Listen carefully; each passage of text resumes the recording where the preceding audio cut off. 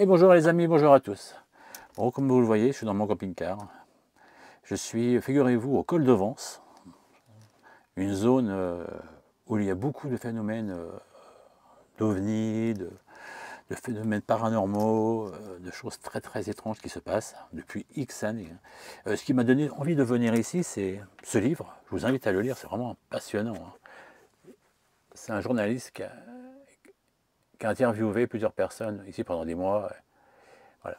Et sur ce parking ici, près de Saint-Barnabé, eh bien, c'est un parking qui appartient à la mairie. Et tout le monde peut y aller. Là, j'y suis pendant 3 jours, c'est super. Et ici, c'est passé des observations d'ovnis, des jets de pierre qui viennent de nulle part, hein, des choses incroyables. Je me suis battu pour faire une petite vidéo. Pour mon retour, je vais aller là-bas, pour voir ce qui se passe. Bon, j'ai déjà passé une nuit, hier soir il pleuvait et tout ça, et c'est rien passé. Mais je m'en fous, moi ici je fais beaucoup de randonnées, et ici là je viens de faire une randonnée aujourd'hui, balèze, et c'était super beau, super sympa. En plus ça me permet de me concentrer pour faire cette vidéo qui, je vous le préviens à l'avance, sera très longue.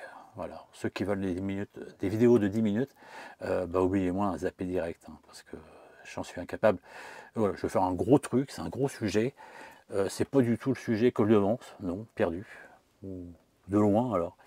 Non, non, c'est un truc que je me suis aperçu en additionnant les faits, différents faits, bah, je me suis dit il y a un problème et la seule solution c'est ça.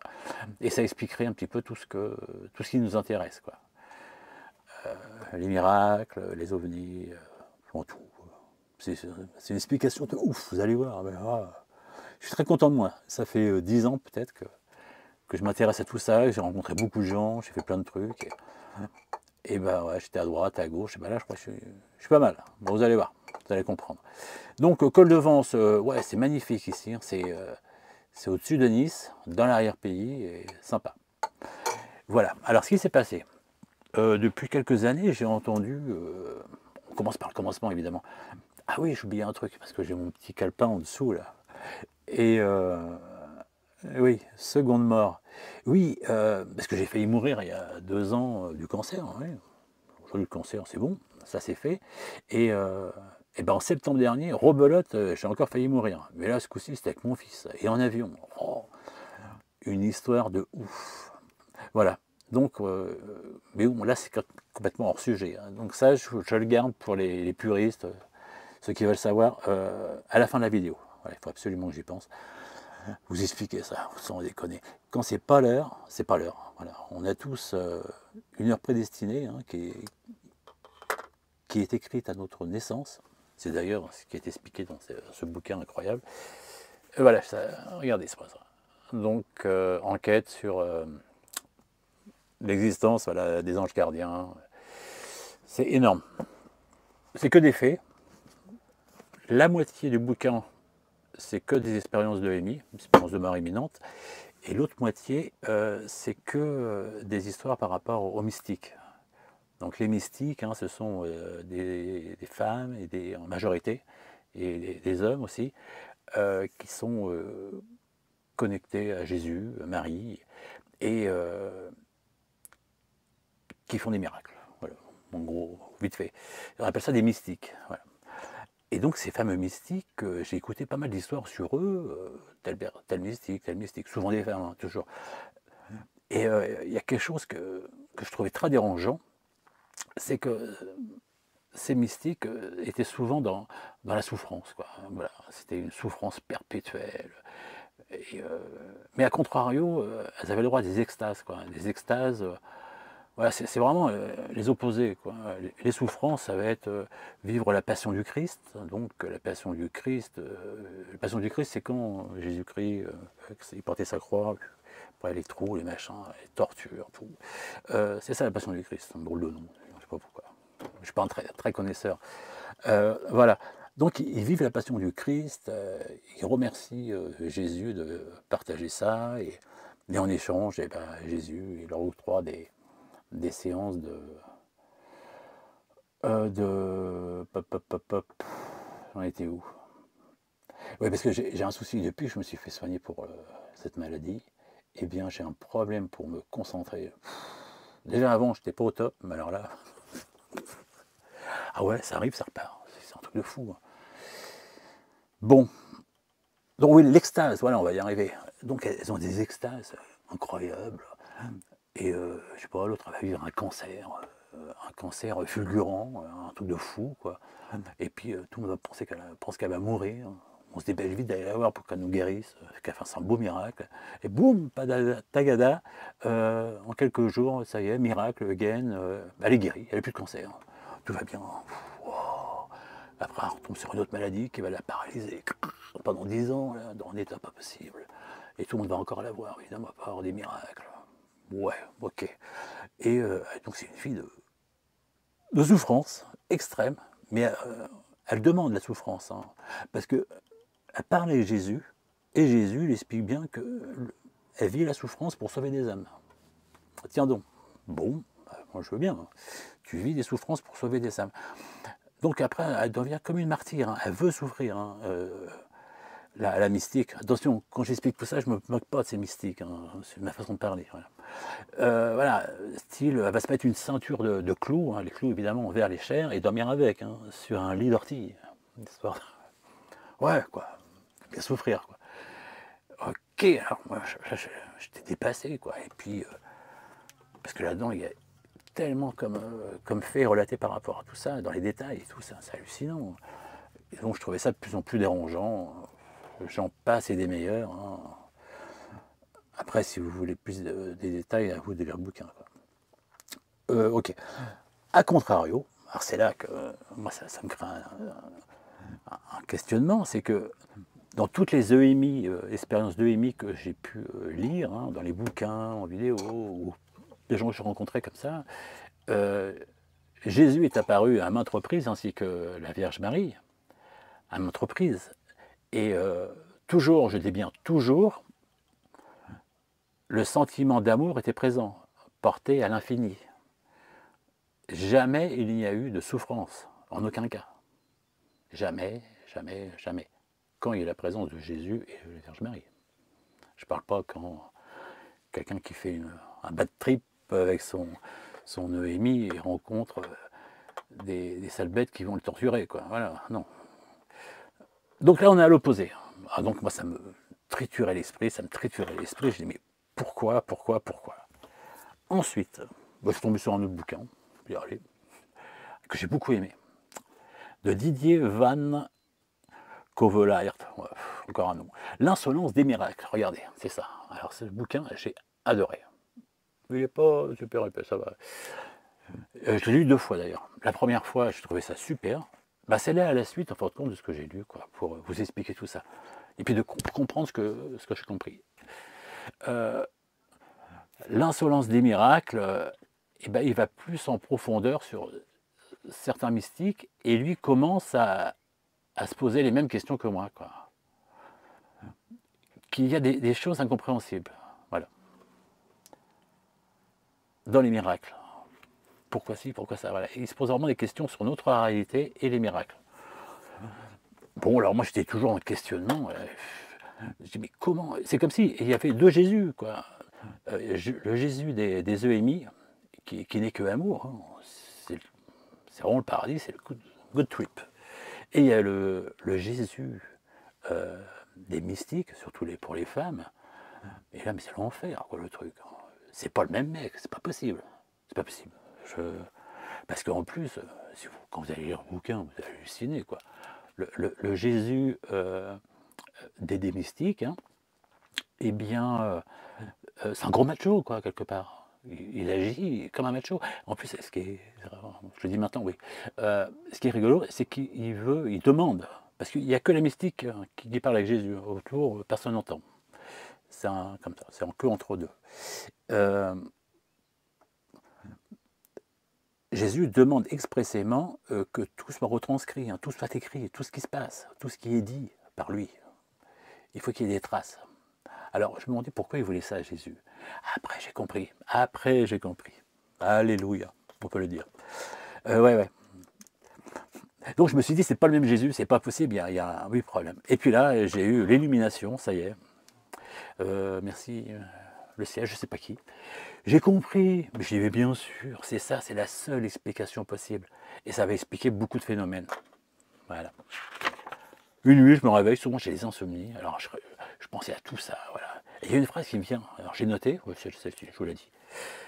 Nous sommes comme des enfants abusés par nos pensées qui se cristallisent et s'agglomèrent en formant une espèce de forme pensée qui, parfois, prend conscience d'être et que nous nommons égrégore.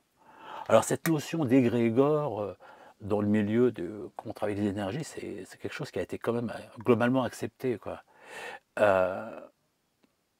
Nos pensées seraient capables de s'agglomérer et d'avoir une consistance et d'avoir un retour sur nous. Le concept il est ainsi, c'est pas mal. Et mais je dis, mais bien sûr, c'est ça. Le Jésus et la Vierge Marie des mystiques, bah c'est énorme. Et ben c'est un égrégore. Point barre. C'est pas le vrai Jésus, non. Autrement dit, c'est nous qui les créons, qui les alimentons par nos prières, par nos pensées, envers Jésus, envers la Vierge Marie, envers Dieu. Nous avons cette capacité, nous humains, à le faire, sans s'en rendre compte. Nous créons cette forme pensée, et par exemple, l'égrégore du christianisme a plus de 2000 ans. Aujourd'hui, ils sont combien? 1 milliard, 1,5 milliard de personnes qui ont des pensées, qui ont des prières pour ça, vous voyez. Donc cet égrégore, il est Maus costaud. C'est peut-être l'un des plus gros égrégores sur Terre. Et cet égrégore, à un moment donné, il y a longtemps, il était tellement gros et puissant qu'il s'est passé un truc incroyable. C'est qu'il a pris conscience d'être, conscience d'exister. Et là, quand une chose prend conscience d'être, eh bien, elle n'a plus qu'un seul but, c'est rester en vie. Et sa seule manière de rester en vie à cet égrégore, eh bien, c'est de se faire alimenter par nos prières et nos pensées. Mais comment entretenir la foi? En faisant des miracles. Voilà, voilà, tout simplement. Je dis, mais bien sûr, c'est la seule explication. Enfin, à moi, voilà. C'est mon explication à moi, ça me convient tout à fait, et je l'expose parce que j'aime le partage. Voilà, ça s'arrête là. Après, ceux qui ne sont pas d'accord, c'est pas grave, je m'en fous. Voilà, j'en parle une fois, après j'en parlerai plus. Voilà. Mais pour moi, c'est ça, ça ne peut être que ça. Et d'ailleurs, figurez-vous qu'il y a beaucoup de choses qui vont dans ce sens. Par exemple, le Vatican traîne la jambe pour reconnaître les miracles hein, et les mystiques. Hein. J'ai plein d'exemples, j'ai plein de notes, mais c'est hallucinant comment l'Église repousse tous ces miracles. N'en veut absolument pas. Quoi. Reconnaître l'existence de ces miracles, pour elle, c'est reconnaître l'existence de l'égrégore, quelque part. Eux, je suis certain que l'Église a la connaissance de cet égrégore. Comment ça se passe, vous voyez? C'est pour ça qu'ils traînent la jambe. À ce niveau, c'est énorme. Je ne sais pas, par exemple, à Lourdes, il y a combien 7200 cas de guérison reconnus, inexpliqués. Hein. Et l'Église, depuis 1858, hein, l'Église en a reconnu 70. Ouais. Puis contrainte et forcée, hein, je répète. Hein. Et l'égrégore, donc, c'est comme un être vivant et qui va tout faire pour que ça perdure. Lui, son business, c'est la foi, quoi. Tu dois absolument prier pour le nourrir, sinon il va disparaître. Toi qui me regardes, ton compagnon ou ta compagne, votre lien, votre amour, vos sentiments, créent un égrégore. Voilà. Mais c'est un tout petit égrégore, c'est un micro-égrégore. Et le jour où vous vous séparez, voilà, cet égrégore ne sera plus alimenté, ou pas assez, il va disparaître. Mais imaginez l'égrégore de l'Église catholique, c'est un truc, mais c'est énorme, c'est énorme. Et voilà. Et lui, il refuse de. Donc, cet égrégore, c'est comme une IA, carrément. C'est une IA, on peut le dire. Mais une IA, mais pas fait de silicium, mais d'électronique et tout ce que vous voulez, non, non. C'est une IA créée par nos pensées. Incroyable. Et un autre cas, par exemple, j'ai beaucoup aimé.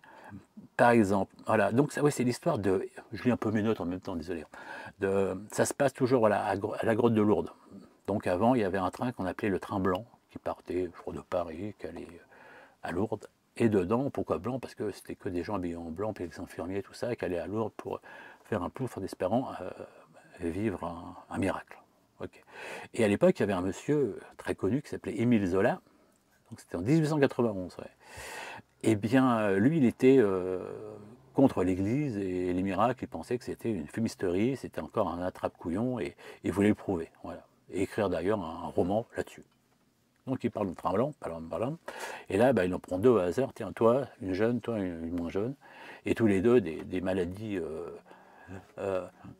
en stade terminal, elles vont mourir, hein, c'est clair, dans les semaines ou dans les mois à venir, elles sont dans un état, les pauvres, elles vont mourir, voilà.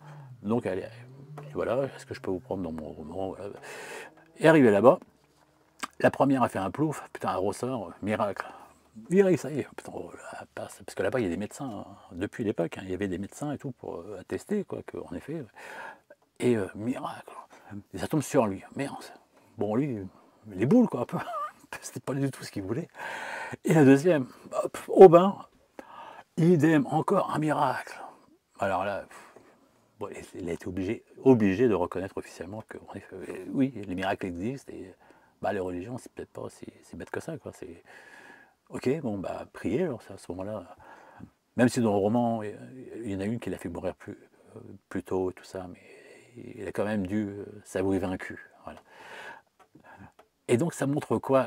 Tout simplement que notre égrégore, je ne sais pas comment l'appeler, l'IA, l'égrégore, est extrêmement intelligente. Elle va se servir de quelqu'un de populaire, de très connu à l'époque, pour faire grandir la foi. Vous voyez? Pour bien faire voir que, regardez, sur deux, mais c'était impossible niveau statistique qu'elles aient vécu les deux un miracle, quoi. C'est parce que Émile Zola l'a choisi pour son bouquin, pour casser le truc, donc pour enlever de la nourriture à l'égrégore, et l'égrégore s'est défendu en faisant des miracles. Point barre. Genre, oh là là là là là, c'est un truc de fou, hein. Et après, il y en a certains des mystiques que j'aime bien, quoi. Parce que c'est des histoires, mais. Oh. Alors, il y en a un, c'est le père Charbel. Voilà. Donc, c'était un ermite libanais, voilà, du Liban. Et il est mort donc en 1897. Donc, il était au Liban, dans un monastère chrétien, voilà, catholique, on dit. Alors, je tiens absolument à préciser que les dates, les termes exacts, c'est pas la peine de un petit message pour me dire mais non, c'est n'importe quoi, c'était pas en 1893, c'était en 1898, hein, et puis c'était pas à Beyrouth, c'était je sais pas quoi.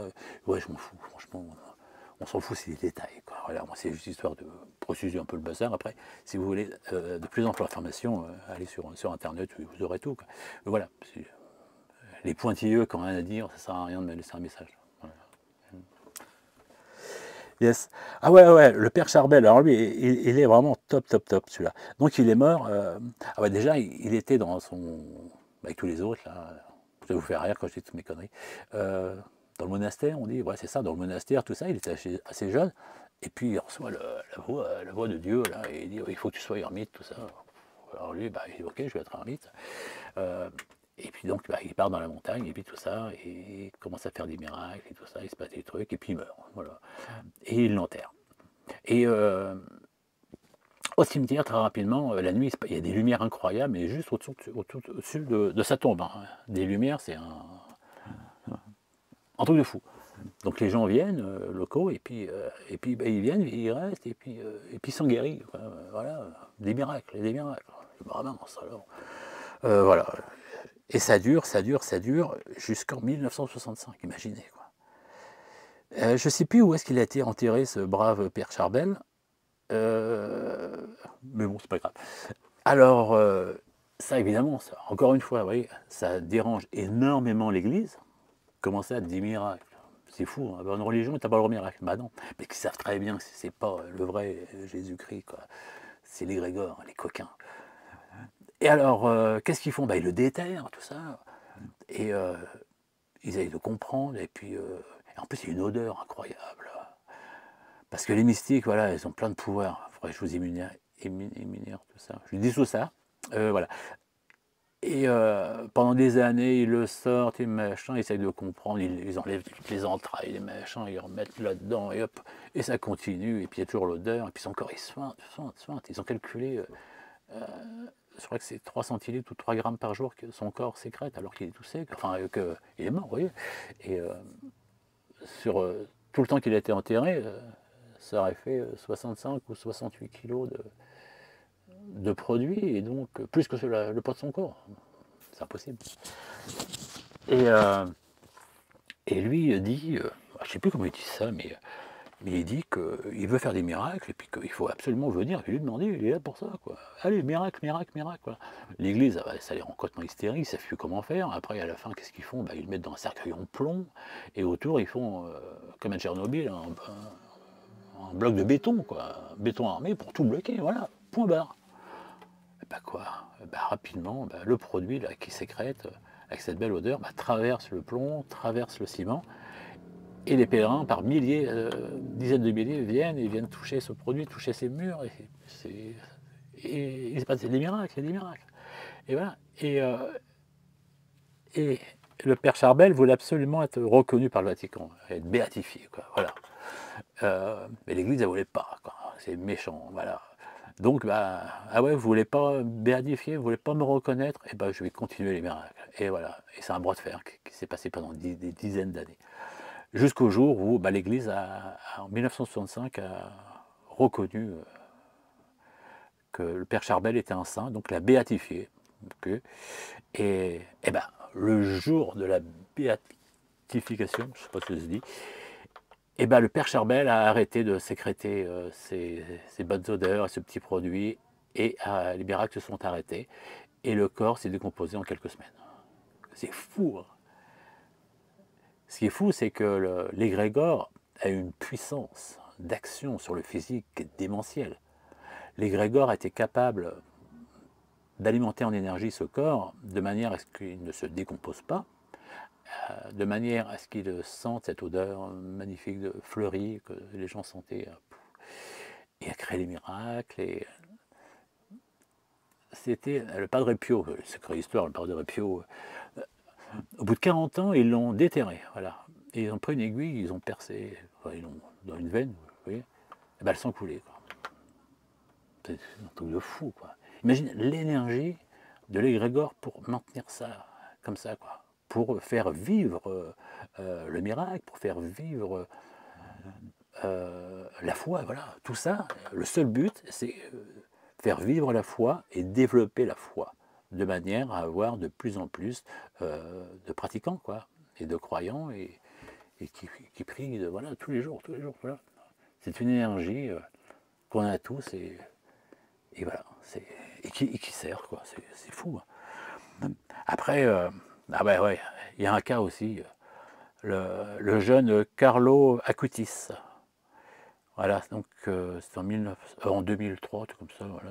Le cyberapôtre italien, ouais. Donc c'est un jeune, très jeune, il s'est mis là-dedans à fond. Et puis, et lui, il a développé la foi sur Internet. Il a fait les premiers sites pour expliquer, d'ailleurs, la vie des mystiques le plus possible. Voilà. Et le site a fait un peu le tour du monde, ça marchait pas mal, tout ça. Il a été invité dans une église à Rome pour célébrer la création de son ciel, tout, je sais pas.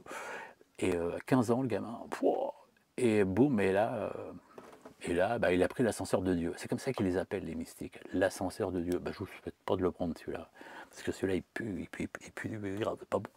Alors, qu'est-ce qu'il a eu, lui? Voilà, une leucémie foudroyante. Donc, en quelques jours, quelques semaines, je crois que c'est quelques jours, et tout va bien, et là, tu es une leucémie foudroyante, et tu meurs. Voilà. Bon.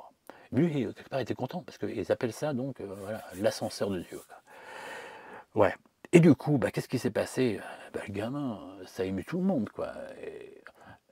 D'ailleurs, ce gamin est exposé, mais comme moi, là, comme ça, les yeux fermés, dans une église, tout le monde peut le voir, quoi. Depuis X années, son corps, bien évidemment, il n'y a aucune décomposition, rien. Hein. Et il crée des miracles en plus. Hein. Voilà. Mais c'est que le fait que ce gamin à 15 ans, qui était un prodige Internet, mais aussi de l'église, vous voyez, qui a été sacrifié comme ça à juste 15 ans, et bien ça a boosté, j'allais dire les ventes, oui, ça a boosté le machin, et encore plus de foi, l'égrégore a encore gagné, l'égrégore a toujours gagné, elle a toujours raison, elle l'a tué, Moi, je pense qu'elle l'a tué pour augmenter encore le nombre de croyants. C'est fou. Donc, moralité, faut faire gaffe à ce qu'on dit. Putain, c'est craint. Faut faire gaffe à ce qu'on dit, parce qu'on prend des risques. Je prends des risques, quelque part. Moi, ça va, monsieur, micro-chaîne, vous allez être 400 à me regarder. Je pense pas que il se passe grand-chose pour moi, mais j'y ai pensé, quoi. J'y ai pensé que si une petite leucémie foudroyante, là, histoire 2 pour ma tête, pouvait booster la foi chez les gens, eh bien, bah, je l'aurais, quoi, tout simplement. Ah ouais, je l'aurais. Moi, je dis que c'est un égrégore, donc la foi, ça n'a plus trop lieu d'être, hein, c'est space, hein, ce que je veux dire. Bah si, ça a lieu d'être. C'est spécial, hein. Ça a lieu d'être parce que le vrai Jésus, la vraie Vierge Marie existe sur un plan supérieur, là où vont les défunts. Voilà. Puis ça, j'en suis convaincu. Donc, ok, moi je leur loue tout mon amour, super. Attends quelques temps, plus tard possible. Mais voilà, c'est cool. Par contre, prier, les églises, les machins, moi je vois pas trop. Ouais, je sais pas. Ouais. Et ce qui est remarquable, c'est que c'est l'énergie de cet égrégore, quoi. Et depuis des siècles et des siècles et des siècles, il y a tellement comme chose qui le prouvent. C'était aussi, ah ouais, Lanciano aussi extraordinaire ça. Lanciano, c'est une petite ville en Italie, quoi. Et ça s'est passé au 8e siècle. Pouah. Donc c'est un moine, ouais, qui fait la messe et puis avec les hosties. Ah oui, un miracle eucharistique. Vous savez ce que c'est un miracle eucharistique? Moi, je ne savais pas du tout. Moi, ça y est, je sais maintenant. Un miracle eucharistique, c'est quand il se passe des choses miraculeuses avec l'hostie. L'hostie qui représente le corps du Christ. Ou le vin qui représente le sang du Christ, on le sait tous. Ben voilà, Eucharistie, c'est comment ça a un rapport avec ça? Je dis, ok, d'accord, j'ai appris un truc. Et puis le curé, bah, le moine, ouais, c'est un moine. Il croit plus, oui, comment dire, c'est une hostie, ouais, ok, mais c'est le corps du Christ, ouais, non, non il n'y croit plus. Et voilà. Et bah, qu'est-ce qui se passe? Eh bien, l'hostie, ouais, c'est tout doucement transformé, une hostie, ouais, qui se transformait en morceaux de cœur, ouais, c'est ça, morceaux de cœur. Et c'est un truc de fou. Après, cette hostie, imaginez, donc ça, du 8e siècle, ça fait 13 siècles, quoi.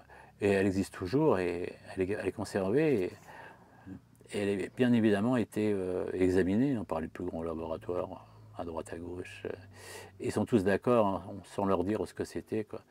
Ils pensent que cette partie, c'est une partie de cœur, ouais, qui a été extraite d'un être vivant il y a 15 minutes, et que c'est un cœur qui a été enflammé. Ouais. Et ça prouve une certaine chose qui est, ouais, beaucoup de souffrance, quoi. Et le sang, c'est AB+, voilà. C'est comme d'autres choses qui sont passées avant, sur d'autres lieux où il y a eu des miracles comme ça eucharistiques, où il y a eu des tests ADN aussi. Et tout se recoupe, ça viendrait du même être. C'est un truc de malade. Moralité, oui, ça voudrait dire que c'est un morceau du cœur de Jésus-Christ, quoi, voilà, quoi, qui est mort il y a 15 minutes et ça a été prélevé. Voilà, donc ça, je suis convaincu personnellement que ça, c'est l'égrégore, hein, qui le crée. Il a la capacité de faire ça, c'est fou. Hein. Et d'entretenir ceci, quoi. Mais il y a aussi d'autres choses comme ouais, à Guadeloupe au Mexique en 1531. Quoi. Il y a un Indien, parce qu'à l'avant il y a les Mexicains. Alors vous savez que les Indiens en 1531, là-bas c'était quoi, les Espagnols? Les salauds, pourris. Pour eux, les Indiens c'était comme des animaux. Quoi. Vous pouvez les tuer, il n'y a aucun problème. Oh. Voilà, l'Indien il marche et tout, puis d'un seul coup, une lumière, il voit la Vierge Marie, il ne connaît pas lui. Il voit la dame toute habillée, qui brille, tout ça, et qui lui tend un bouquet de roses magnifiques, en plein hiver. Hein, il n'y a pas de fleurs. Et qui lui dit, voilà, il faut que tu ailles voir l'évêque du coin, là, et puis il y a un message important, et voilà, pas lui. Bon, il ne se débonde pas, il prend ses fleurs et tout ça, et il va voir l'évêque. Il arrive quand même à le rencontrer. Et là, pendant qu'il lui explique que c'est la Vierge Marie, une dame, enfin la dame, machin, qui lui a donné ses fleurs pour lui, parce que lui, l'évêque, il adorait les roses. Voilà, c'est ça l'histoire. il adorait les roses, et quand il lui donne les roses, tout ça, et ben sur la tunique du pauvre indien, là, et ben il y a le dessin de la Vierge Marie en pixels qui se dessine, quoi. Intérieur-extérieur. Alors là, c'est un miracle, c'est un truc de fou, quoi. Et mais ça, c'est une bonne chose qui s'est passée, je vais expliquer pourquoi. Euh, voilà, il lui dit, voilà, la Vierge Marie veut que tu construises une chapelle sur, la colline, voilà, c'est ce qu'il va faire après. Et ce qui est bien, c'est que eh ben, ça a rapproché. Déjà, les Indiens ont été déclarés ne pas être des animaux, mais des humains. Donc on n'avait plus le droit de les tuer, quoi. Si tu tuais, c'était un meurtre, c'est très bien. Grâce à cette vision, grâce à ce qui s'est passé, parce que à l'époque, l'Église avait un pouvoir de fou, quoi. Et il y avait des tensions énormes à l'époque entre les Indiens et les Espagnols. Et le fait qu'il soit passé ça, eh ben, ça a atténué les tensions et ça a certainement évité un génocide, vous voyez. Donc ça fait le bien. L'égrégore a fait le bien, mais parce que ça le sert. Parce que du coup, là, bah, tous les Indiens, bah, ils sont devenus chrétiens aussi, vous voyez, ils sont rapprochés de Dieu, de Jésus, tout ça. L'égrégore fait rien pour rien. Voilà. L'égrégore dit qu'il fait quelque chose, si pour longue vie, voilà, pour lui, quoi, c'est tout. Parce que toi et moi, pour toi et moi, il n'a rien à foutre, hein, c'est clair. Je voyais l'autre jour un prêtre américain, là, sa fille est décédée, non, c'était quoi? Ouais, sa femme est décédée d'un accident de voiture. Bam. Et il apprend que sa fille a un cancer du cerveau, là. Mais dans un stade pas bien du tout, quoi, un truc de fou, quoi. Et le mec, il a fait le bien toute sa vie, machin, et il a imploré le Seigneur, le Jésus-Christ, de faire quelque chose, et il ne se passait rien. Mais il dit, mais pourquoi? Pourquoi? Moi, j'ai toujours été dans ton sens, et voilà. Pourquoi? Parce que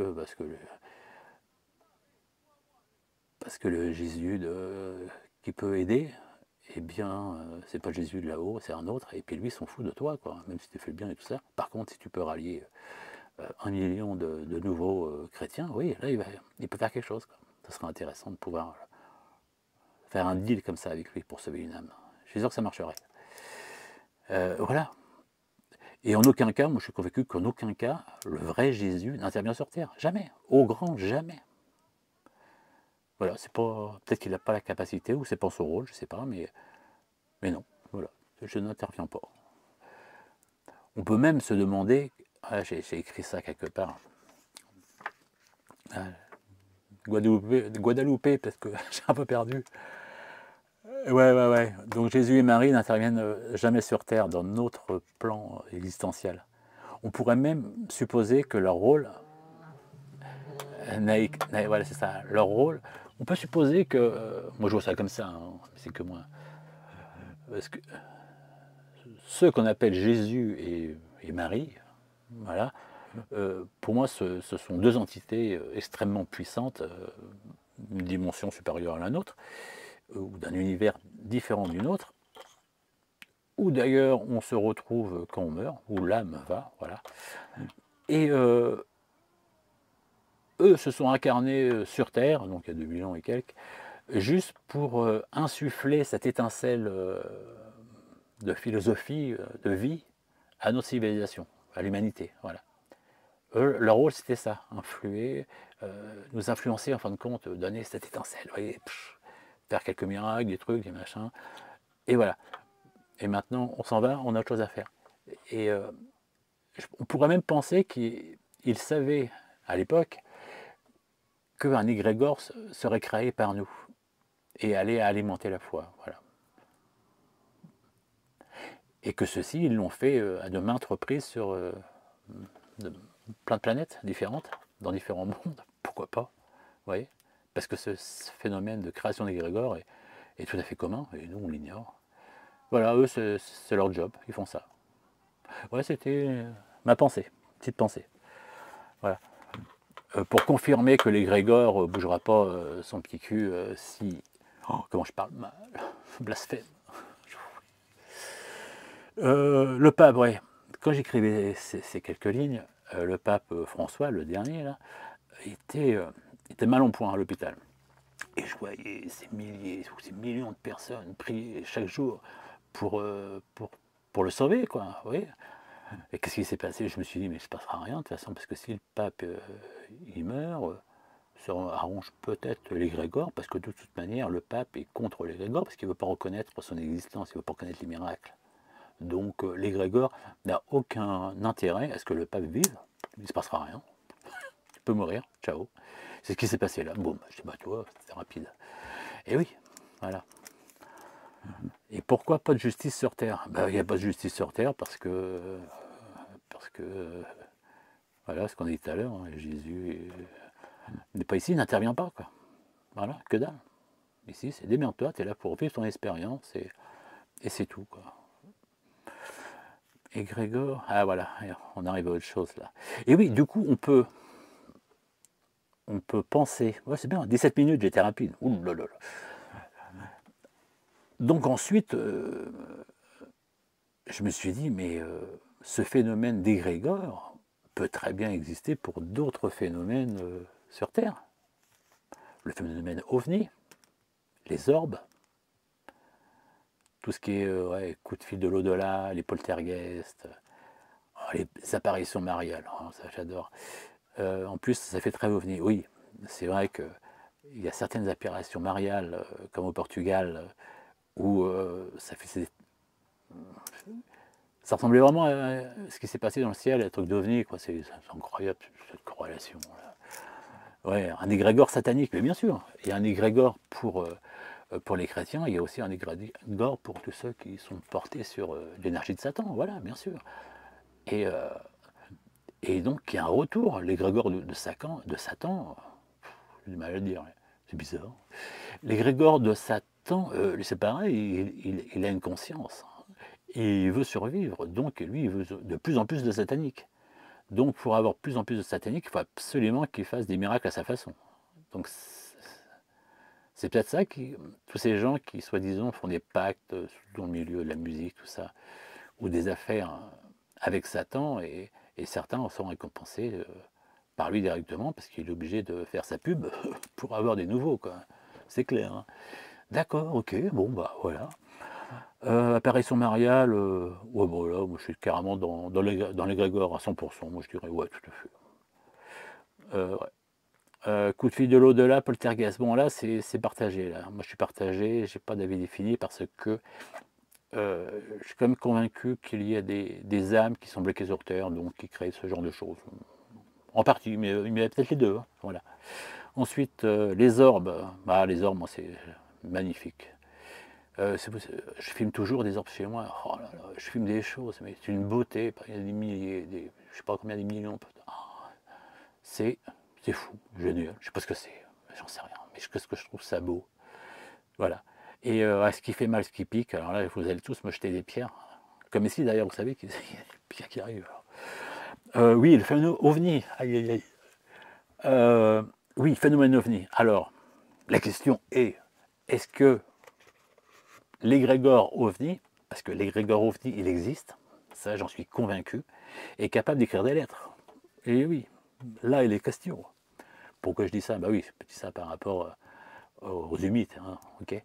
J'ai oui, tout à fait, il est tout à fait capable d'écrire des lettres, il est capable de beaucoup de choses, l'égrégore, rien ne peut le bloquer, absolument pas. Même créer des êtres, créer un vaisseau, là, papa, bah là, puis après, il disparaît, le machin, il le transforme, même le truc qui se transforme. Ça. Oui, ouais, tout à fait. Bon, je pense tout de même qu'il existe des vrais extraterrestres, des vrais vaisseaux. Je crois aussi. J'aimerais le croire en tout cas, voilà. Mais je pense que la majorité du phénomène est un égrégore, voilà, qui a besoin encore d'être alimenté, tout ça, qui se fait voir régulièrement. Bien sûr, c'est toujours le but. Vous voyez comment ça fonctionne, maintenant que vous comprenez la chose. Tout fonctionne toujours sur le même truc, hein, voilà, le même système. Voilà, la croyance. Et dans la croyance, tu penses et tu espères, tu demandes. Ce soir, je vais voir des ovnis. Regardez, là, je suis là sur ce parking, là, super connu, parce que je me suis dit, bah tiens, peut-être que je vais voir des choses. Quoique maintenant, j'ai beaucoup moins d'envie. Pourquoi? Parce que je sais que il y a des grandes chances que ce soit un égrégore, quoi. Donc, la motivation a baissé. Du coup, à mon avis, je n'ai rien à voir. Puni cri-cri. Voilà, puni cri-cri. Et je voulais revenir sur C'était où? À Guadeloupe? Ouais, Guadeloupe, ce truc, putain. Et donc, l'Indien, là, notre Indien, là, comment il s'appelait? Ah ouais, j'ai son nom. Allez, on va le saluer. Juan Diego. Salutations, Juan Diego. Et ouais, bah, il est mort il y a longtemps, le garçon. Eh bien, il avait un vêtement. Et ce vêtement, voilà, c'était une chemise en fibre d'agave. Extraordinaire le truc, pourquoi? Parce qu'il a été gravé, quoi, la Vierge Marie, le dessin, magnifique. Donc ensuite, bah, cette tunique, elle a été exposée hein, pendant des siècles. Tout le monde pouvait la toucher, la machin. Après, bah, ils se sont dit, il faudrait peut-être la préserver. Ils l'ont mis sous verre. Bon, il y a eu le feu. Putain, il n'y a que ça qui n'a pas brûlé. Après, ils ont fait une réflexion, ils ont enlevé le cadre, le machin, pour refaire l'acide, le bord et tout. Putain, il y a de l'acide qui est tombé dessus. Au bout de quelques temps, la tunique s'est reformée, l'acide a disparu. C'est extraordinaire. Imagine cette énergie qu'il faut pour préserver cette chemise. Ils ont fait des tests, la même chemise. Combien de temps elle restait sans s'effriter, quoi. Et ben, c'est une histoire de très court, hein, 3 ans, 4 ans, enfin bref, vous voyez. Là non, là c'est des siècles. Hein. Et tout le monde y a touché, imaginez la sueur, comment c'est agressif sur le tissu d'agave. C'est impossible qu'elle tienne plus de 10 ans. Ça fait 500 ans presque. L'énergie de l'égrégore pour là.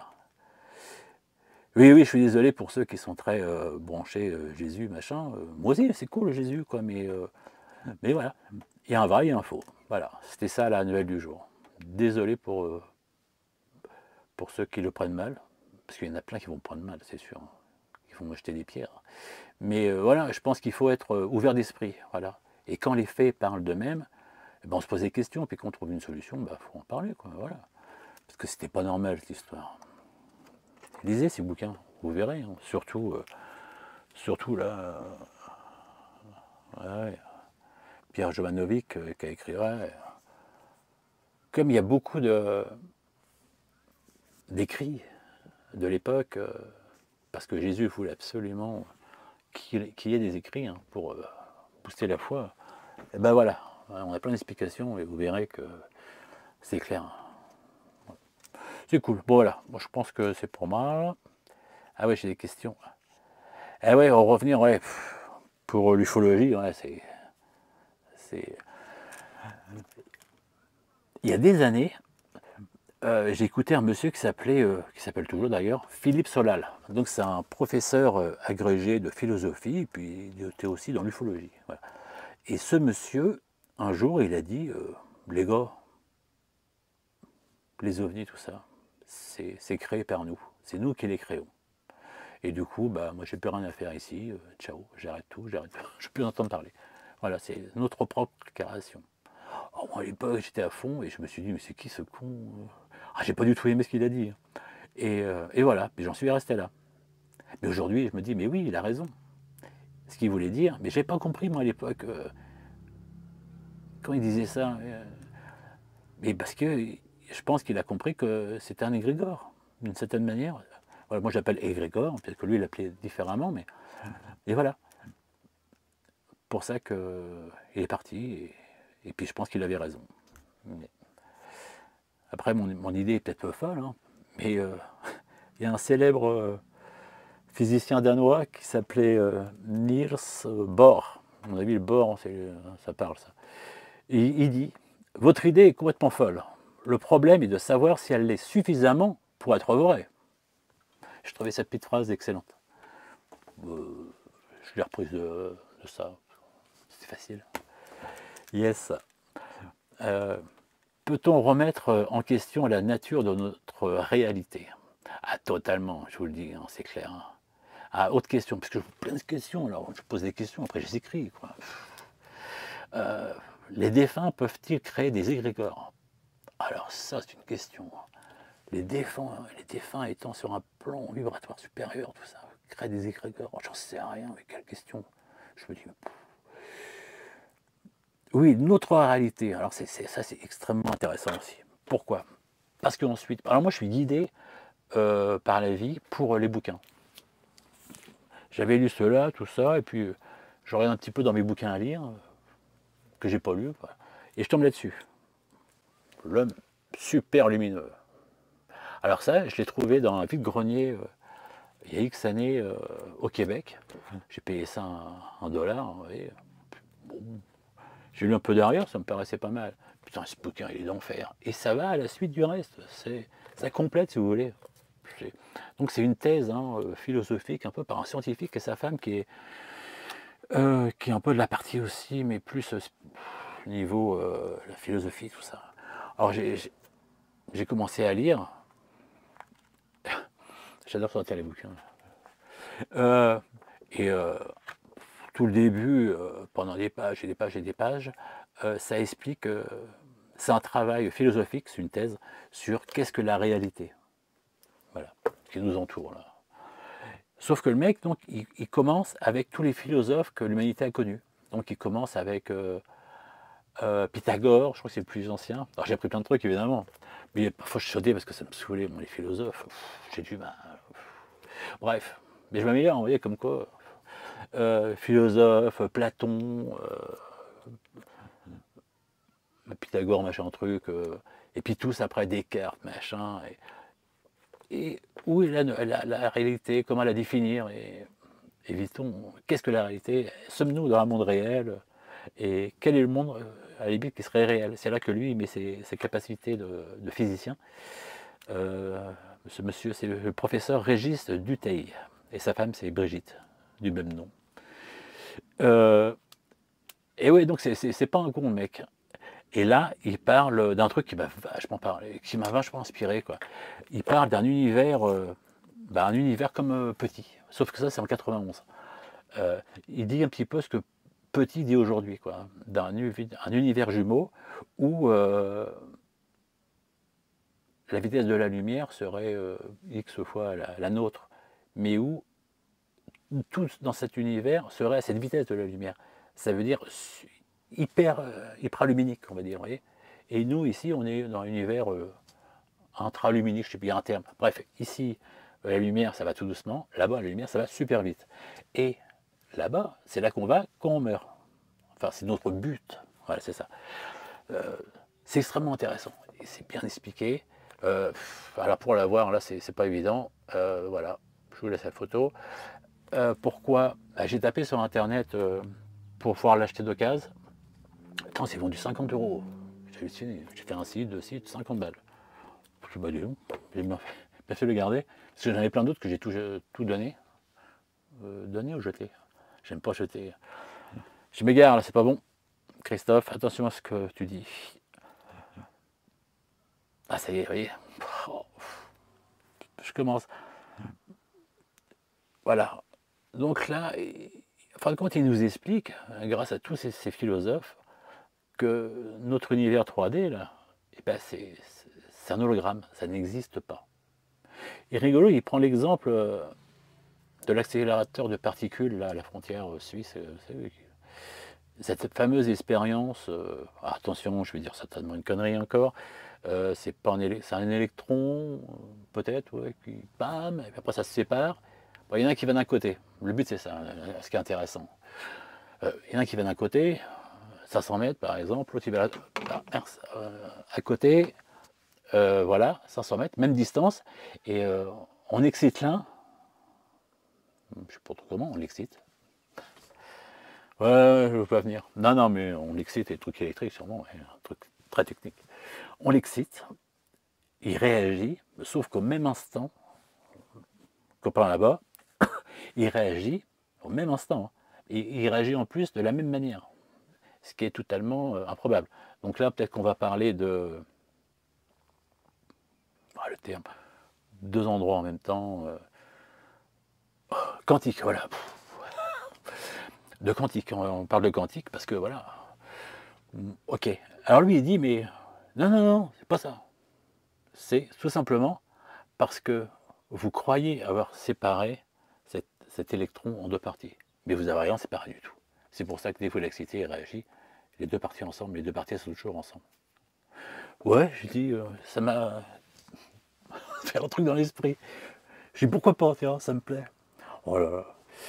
Euh, ensuite, donc il nous explique qu'on fait partie d'un grand tout, on est tous interconnectés. Non, mais il a été vachement bien. Toutes nos parts d'âme sont toutes interconnectées, tout ça, et on est là pour vivre de l'expérience, prendre de l'information, prendre de la connaissance. Mais il dit la connaissance, c'est pas être le meilleur des mathématiciens ou physiciens. Non, c'est pas du tout ça. C'est plutôt la spiritualité, quoi. Voilà. La connaissance de soi-même, la spiritualité. C'est ça la connaissance. Et on est tous attendus, on va dire, sur une espèce de tapis roulant, mais on est scanné, on est scanné avant, savoir si on est bon ou pas. Est-ce que tu viens avec assez de connaissances? Tu viens avec assez de connaissances, tu montes sur le tapis roulant et tu vas dans le vrai monde, dans la vraie réalité supraluminique, où tu fais partie là du grand tout, mais tout en gardant quand même conscience de toi. Bon. Ou alors, t'es recalé parce que t'as fait de la merde. Je sais pas, c'est pas le niveau qu'il faut. Et là, tu vas avec tous tes potes et tu vas créer ta propre réalité, quoi. Ce qui te fait plaisir, tu vois. Moi, mon père est décédé. Il me semble que je l'ai rencontré encore dans un rêve. Et j'ai été dans ce que lui aimait le plus, c'était son potager. Mais en réalité, je me suis retrouvé à son ancienne maison. Le potager, le machin, sauf que le potager faisait 2 terrains de foot. La maison, il y avait même ma mère qui était là, mais sauf qu'elle n'est pas décédée, mais on la voyait à peine, c'est fou. Et puis mon père qui était là, ça, il s'est passé des trucs. Et donc lui, le monde dans lequel pour lui, ce qui est beau, ce qui est bien, c'était ça. Donc il vit ça là-dedans. Le temps n'existe pas, il faut bien le savoir. Hein. Il est là-dedans, quoi. Avec des visites sûrement. Et il crée voilà, ce qu'il veut. Donc nous tous, il dit que ceci, c'est un endroit qu'on se crée tous, quand on décède, de manière à déjà s'adapter à cette énergie, à tout ça. On est aux frontières du monde supraluminique, aux frontières. On n'a pas encore fait le scan, je crois. On commence tous par ça. Et après, là, tu testes le scan. Voilà. Lui dit, je ne suis pas d'accord avec lui, j'ai le droit parfois, que si tu n'as pas le level pour passer, eh bien, tu restes là dans ton monde que tu crées, in vita aeternam. Je ne suis pas du tout d'accord, parce que ça voudrait dire que la réincarnation n'existe pas, et je ne suis pas d'accord avec lui. Pourquoi?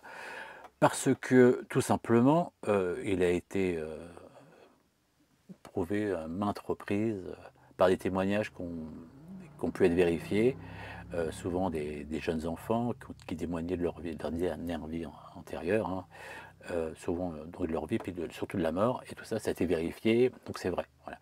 Donc si on ne se réincarnait pas, on ne pourra pas se souvenir de la dernière vie antérieure. Lui, il dit que... Ouais, c'est ça l'histoire. Peut-être que je me suis un peu mal pris. Voilà. Il dit qu'on fait tous partie, on va dire, d'un tout, quoi. Et nous sommes qu'une partie d'âme, quoi. Et toi qui t'es incarné en 1709 en Afrique et tu faisais ça, eh bien, c'était pas toi. C'était une autre partie de cette âme. Voilà. C'est tout. C'était pas toi. Oui, alors pourquoi je me souviens, moi, de ma dernière vie en 1952, voilà, où je suis mort dans un accident de voiture. Je suis né en 68, à peu près. Pourquoi je m'en souviens autant? C'est bien que je l'ai vécu. Et donc on peut dire, mais peut-être que parce que tout est interconnecté, tu t'es chopé cette mémoire d'âme. Oui, mais pourquoi la dernière? À chaque fois, les gens, c'est que la dernière. Quand ils sont gamins, c'est pas celle quand tu étais en 1800 ou en 1500. C'est la toute dernière. Donc voilà. Donc je réfute son truc. Voilà, je pense que oui, on se rend en cœur, ça marche. Voilà. Ouais, donc c'était super sympa, super lumineux aussi. Ah oui, parce que maintenant j'étais plein de livres, je suis à fond. Et oui, Demian aussi, notre ami Demian, ceci, il est là. Il faut comme pas l'oublier, quoi. Oui, j'aime beaucoup aussi, j'aime bien sa théorie, hein, où ça me fait penser au film Jumper, où on saute de dimension parallèle à dimension parallèle, voilà. Style, ça fait longtemps que j'ai lu, alors. En plus, il raconte toute mon histoire sur le 9 août, putain, entièrement et tout ça. Il s'en sert pour exposer un petit peu sa vision.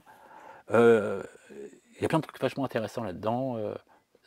Sa pensée est intéressante. Je ne sais pas si c'est la vérité comme la mienne d'ailleurs. Mais je trouve ma pensée intéressante, la sienne aussi. Voilà. Lisez-le aussi, c'est bien. Je leur fais voir un petit coup. C'est que, eh ben, sans s'en rendre compte, on saute d'une dimension parallèle à une autre. Voilà. On change de dimension sans s'en rendre compte, et sans cesse. Ça, j'explique mal, je suis sûr. Parce que j'aurais du mal à l'expliquer. Mais c'était chouette, c'était bien. Ouais. Ouais, voilà. Alors, pop, pop, pop. Excusez-moi, là, je fais un petit... Ah ouais, puis le linceul de Turin aussi. Ouais, le linceul de Turin, extraordinaire aussi. Parce qu'il ne faut pas écouter toutes les conneries qui peuvent être racontées. Il faut vraiment écouter des gens qui ont fait des vraies enquêtes et tout ça. Parce que le linceul de Turin, là, c'est le vrai. Voilà. Je dis ça. Voilà. Et une fois, ouais, il y a eu un feu, tout ça. Et le linceul, il est dans une cage en plexiglas, mais super armé, super dur, le truc, indestructible.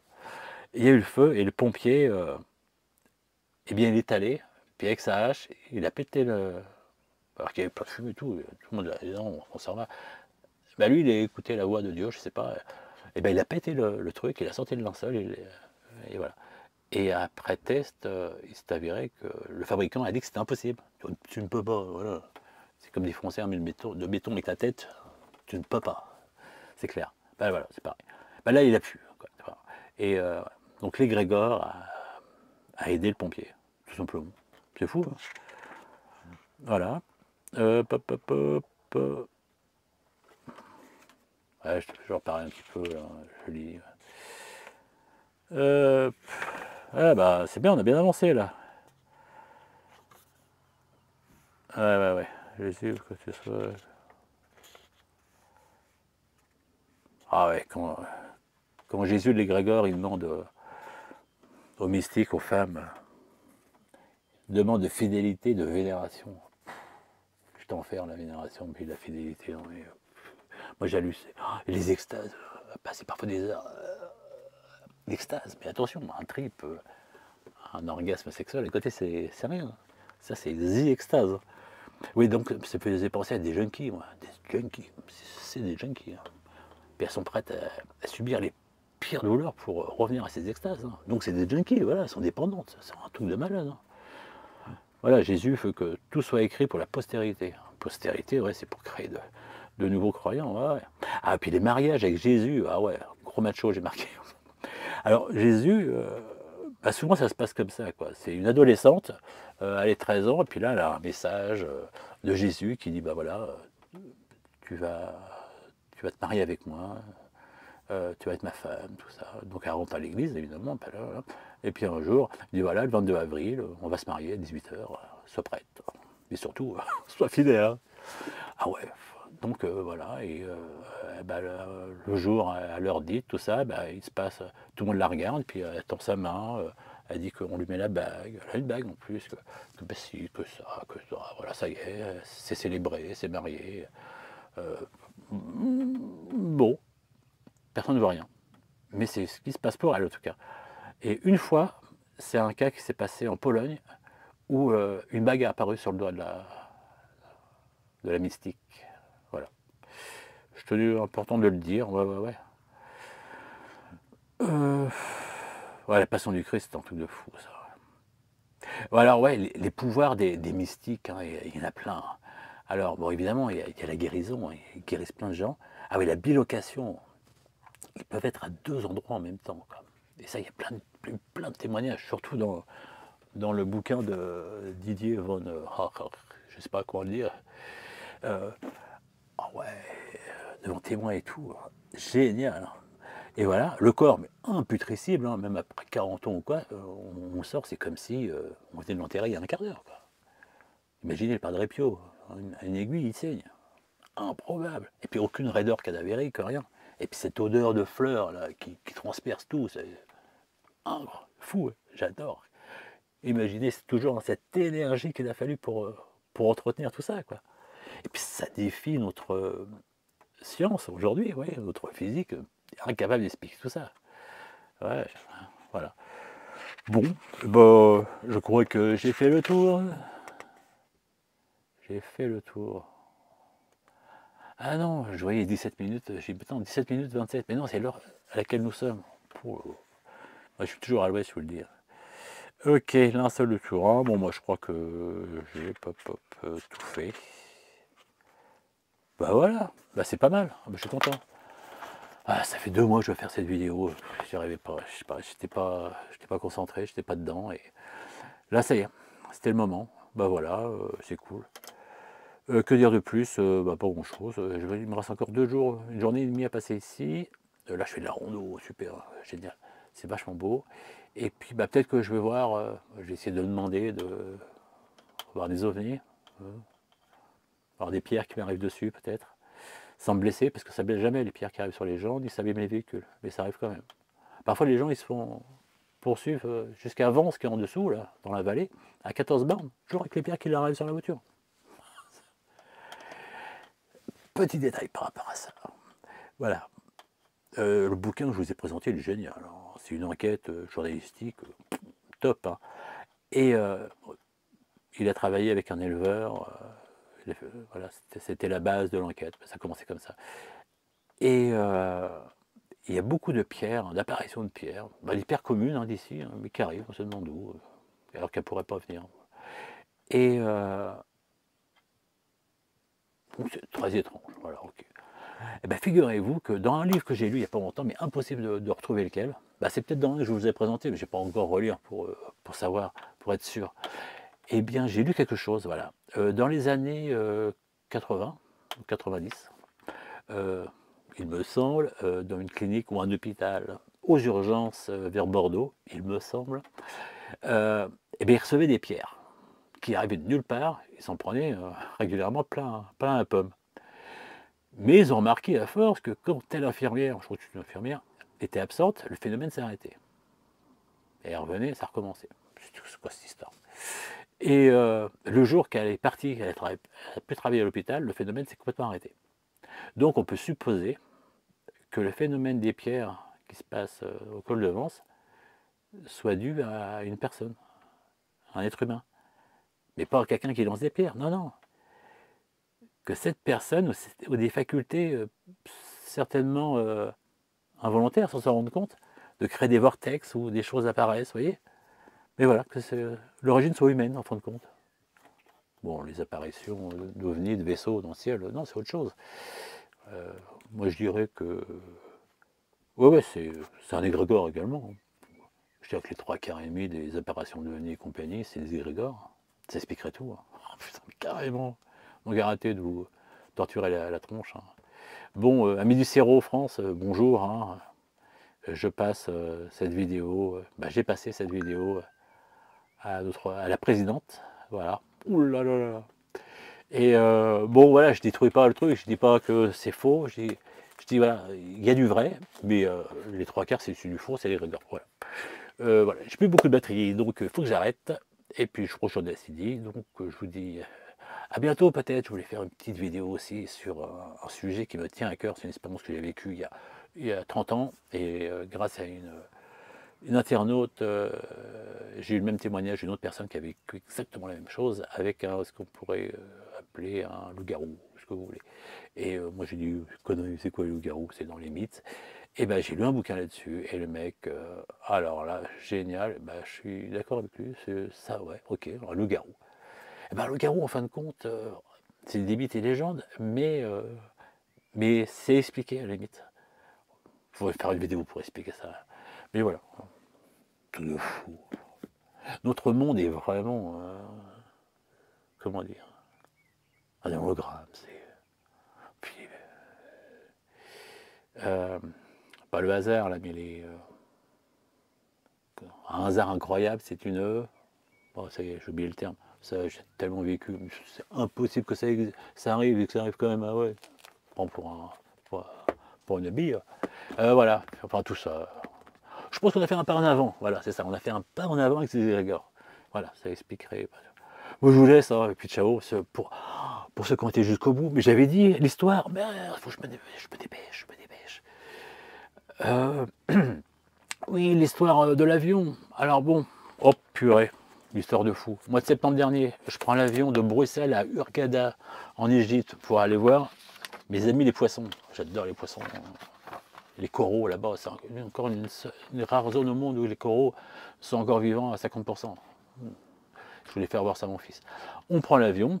Alors, écoutez bien, c'est le vol N. Alors, 3. Je dis, putain, ce vol, on se croirait limite dans... l'autre qui prend l'avion, qui ne veut plus y aller, là. Il y a le dernier qui sort, là, bientôt. Mais ça y est, là, je suis en plein bug. Hein, je donne trop, là. J'ai tout donné. Voilà. Du 17 septembre 2024, qui a décollé à 15h30. Bah, j'étais dedans avec mon fils. Moi, j'étais côté hublot. Et quand on était de nuit, on passait, pour première vue, au-dessus de la Grèce, la côte très dentelée, tout ça, une petite lumière un petit peu. On commençait à partir de là. Eh bien, je m'amusais avec mon téléphone à prendre des photos. J'avais une application dessus, de nuit. C'était sympa, quoi. Puis au loin, je vois un avion qu'on croise. Là, je dis à personne. Je vous le dis là. Qu'on croise et à notre altitude, mais vachement près.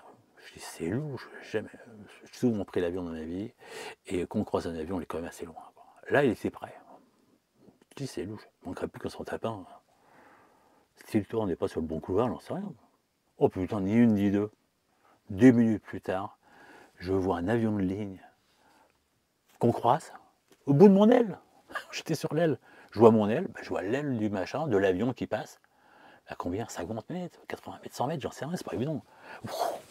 Et j'ai vu les gaz d'échappement des réacteurs de l'autre avion. Oh, moi, c'était le choc. J'ai putain, j'ai réveillé mon fils, machin. J'ai expliqué, il ne me croyait pas, évidemment, c'est toutes mes histoires imaginées. Ben, je te jure que c'est vrai. J'étais voir les hôtesses et Stewart, elles étaient à l'avant, enfermées derrière leur rideau, elles faisaient la pause, derrière le cockpit. Et je dis, vous avez vu qu'on a fait croiser un avion, là? On a fait se taper un avion. Elle dit, oui, toutes les alarmes du cockpit ont sonné, les alarmes de proximité. Elle dit, oui, de proximité. Non, mais c'est rien, c'est passé. Je me suis de ma gueule, on a failli mourir. Putain, j'ai envie de dire, connasse. Bon, et là, je suis aux toilettes. Je ressors, puis il m'attrape et il me dit, ça va, ça va. Ah, je dis, bah ouais, ça va, l'avion est passé, c'est bon, quoi. Mais, bon, surtout, s'il vous plaît, monsieur, dites rien à personne, pas créer de panique. On parle de tout ce que vous voulez, mais une fois qu'on atterrit, on vole, on parle pas de tout ça. Je dis, ouais, c'est bon, parce que je parle, on a failli mourir. Puis voilà, quoi. Et je vais me rasseoir. Et Léo, mon fils, il me dit, ah ouais, alors, j'explique tout ça. Oh, ni une ni deux, qu'est-ce qu'il fait? Il voulait vérifier, quoi. Parce qu'avec toutes mes histoires d'ovnis, de machin, de trucs, à chaque coup, il ne pouvait pas vérifier. Là, il pouvait. Donc, il est allé. Bon, donc, il a eu confirmation. Puis nous, on dit, s'il te plaît, t'es prêt. Ok. On atterrit. Hurghada, 2h du mat, 3h du mat. Et puis là, j'attends les bagages. Et puis, on était dans un vol, c'était que des Flamands. Des Néerlandais. Non, des Flamands, oui. Voilà, donc, ils parlaient flamand, tous. Et puis, devant moi, il y avait des Français. Oh, putain, j'ai envie de le dire à quelqu'un. J'étais comme ça. Puis, les bagages n'arrivaient pas. Donc, je savais, on aurait pu, vous pourriez invoquer votre ange gardien et le remercier parce que là, on a failli mourir tous. Dans le mec dramatique à l'aéroport, ils arrivent en vacances, les pauvres. Et le mec, il dit, ouais, je sais, ouais, on a fait se taper un avion de chasse. Je dis, quel avion de chasse? Mais non, c'est un avion de ligne. Ah, mais ah non. Je dis, qu'est-ce qu'il me raconte? Ah, puis là, j'ai un flash. Je dis, mais vous étiez à droite ou à gauche de l'avion? Il me dit, j'étais à droite. Ah, parce que moi, j'étais à gauche. Ok, donc ce qui veut dire qu'en face de nous, il y avait un avion de ligne avec un avion de chasse. Et quand ils sont arrivés sur nous, il y a eu toutes les alarmes. L'avion de ligne, il est passé sur notre gauche. Et l'avion de chasse, il est passé à droite. Oh là là là là là, double impact. Et dès qu'on les a passés, ces avions, notre avion a arrêté d'accélérer. Et on est descendu. Voilà, j'ai senti aussitôt. Mais on n'a pas évité avant les avions, alors qu'ils ont des alarmes. Ils ont des alarmes, ces appareils. Parce qu'il y en avait deux, et c'est à eux de s'écarter, plutôt qu'on fasse n'importe quoi. Oh. Voilà, donc mon fils était voir sur les réseaux sociaux, évidemment, après, rien, personne n'est au courant. Donc ce qui veut dire que ça arrive plus d'une fois, et on n'est jamais au courant. Voilà, merci l'aviation civile. Ah, ça me donne chaud d'en parler. d'y repenser, mais j'étais flippé. Bon, je me suis dit, putain, encore une fois, j'en ai failli mourir, là. Welcome. Ouais, les anges gardiens, ouais. Après, la question, si on remet tout en question, comme j'ai fait aujourd'hui, c'est, et ouais, puis les anges alors, les anges gardiens, tout ça. Bah, je dirais que ça existe, pourquoi? Pourquoi? Parce que Padre Pio, par exemple, Padre Pio, il discutait avec son ange gardien et il voyait tous les anges gardiens des gens. C'est comme ça qu'ils avaient l'information sur ce qu'ils avaient fait comme connerie qu'ils ne voulaient pas dire, en gros. Et il dirait qu'il leur collait dans les dents quand il venait les voir et tout ça, quoi. Il est clair que dans cette dimension supralumineuse qu'on parlait tout à l'heure, les anges gardiens, les anges existent, tout ça, est-ce qu'ils viennent ainsi sur Terre? Je pense que oui. Bon, bah, je dirais que oui. Oui, j'ai hésité. Hein. Mais je pense que les anges gardiens existent, ouais, tout à fait. Bah, sans avec mon expérience du cancer, et puis le jour où mon médecin s'est fait posséder par un ange, c'est quoi ce délire, quoi. D'ailleurs, j'en ai parlé avec mon médecin traitant, j'y suis allé le voir il y a une semaine pour faire des analyses sanguines, pour faire un petit check-up, et il m'a parlé de ça. Et, je dis, ah ouais, je vous avais raconté. Il me dit, bah oui, oui. Il me dit, ça me passionne, ces trucs, c'est incroyable. Il me dit, mais. Je dis, ah ouais, je savais pas. Il me dit, mais là, j'ai vu une vidéo d'un ami qui est exorciste. Je dis, ah ouais, c'est intéressant. Et il a pratiqué un exorcisme sur.